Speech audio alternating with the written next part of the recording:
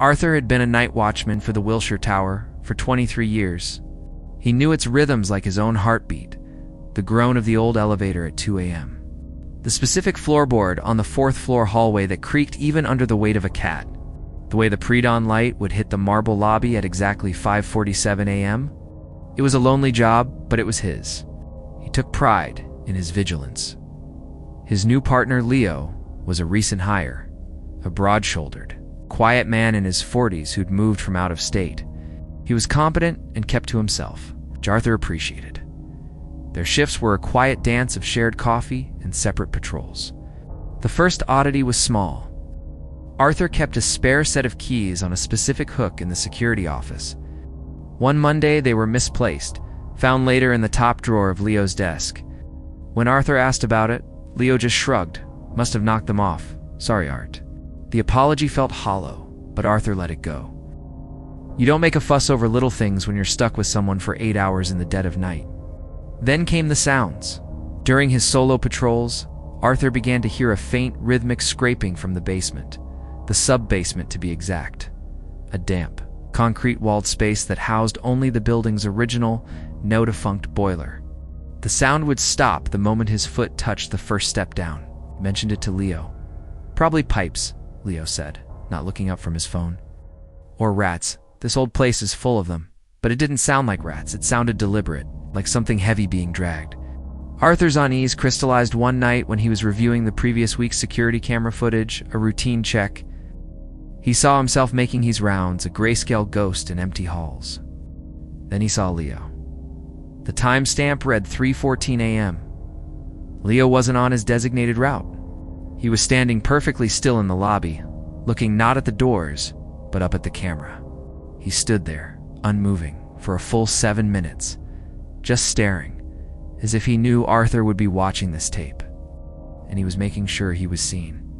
The next night, Arthur decided to investigate the sub-basement himself. He didn't tell Leo.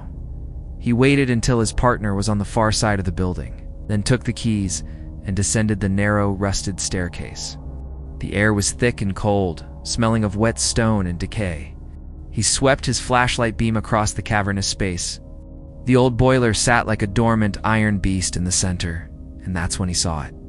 Behind the boiler, partially hidden by a crumbling brick pillar, was a sleeping bag, a battery-powered lantern, a small camp stove, and a duffel bag. It was a nest. Someone was living here. His blood ran cold. This was beyond a trespassing vagrant. The main door to the sub-basement was always locked. He and Leo had the only keys. As he stood there, his light trembling over the makeshift camp, a new sound reached him. Not from the basement, but from above. It was the distinct, heavy click of the sub-basement door being locked. He rushed to the stairs, his heart hammering against his ribs. He grabbed the handle and pulled. It was solidly shut. He was locked in. "Leo," he shouted, his voice echoing in the damp chamber. "Leo, this isn't funny." There was no answer. Only the hum of the active, modern boiler in the adjacent room. He pulled out his radio. "Leo, come in." "I'm in the sub-basement." The door's locked. Static hissed back at him. He tried a cell phone. No service. Of course, he was about to scream again when a different sound froze him in place. A soft, shuffling footstep on the stairs above. Someone was on the other side of the door. He could see a shadow blot out the thin line of light under it. "Who's there?" Arthur demanded, trying to sound authoritative. But his voice cracked. The silence that followed was heavier than any noise. Then, a low, familiar voice spoke. So close to the door it was almost a whisper. "You're always so thorough, Arthur," Leo said. His tone was calm, conversational, but it dripped with a menace that made Arthur's skin crawl. Checking everything. A real good watchman. Leo opened the door. "Now." "I can't do that, Art." A soft metallic scrape. He was doing something to the door. "See, you found my little home away from home? I've been so comfortable here. The peace and quiet. No one ever comes down here." He paused. "Except you. What are you talking about?" Arthur's mind was racing, trying to piece it together. The misplaced keys. The staring at the camera, his camp. It wasn't just that Leo was hiding here. He was establishing something. A pattern of presence. An alibi. The thing is, Arthur, Leo continued, his voice still that horrifically calm whisper, a building this old, it has tragedies. A night watchman alone, his heart gives out. Or maybe he falls down these old, slippery stairs. It's so plausible. Arthur backed away from the door, his flashlight beam dancing wildly. He was trapped. The only way out was past the man who had quietly, methodically been setting the stage for his death.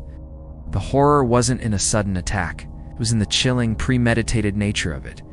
Leo had just wanted to kill him. He had wanted to make it look like an accident. He had been planning it for weeks. The scraping at the door stopped. A key turned in the lock. "It's nothing personal, Art," Leo whispered from the darkness beyond the now unlocked door. "It's just my time to take over the watch."